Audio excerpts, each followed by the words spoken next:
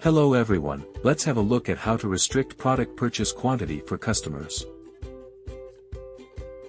Go to the Settings tab inside WooCommerce tab.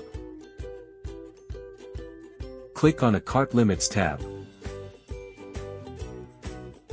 Here you have 3 tabs. Click on the Product Settings tab. You can see here the already applied product quantity rules. Product quantity restriction only works if it is applied to the number of products or the total number of items in general settings. Let's apply restriction on a product.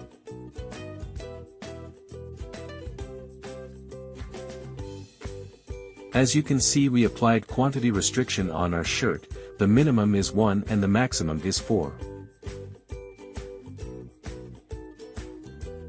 Let's have a look at front end.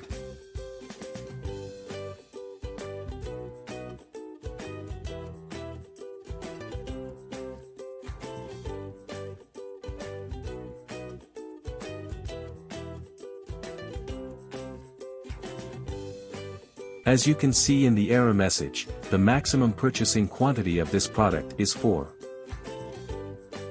Thank you for watching. If you have any further queries, feel free to contact our support team.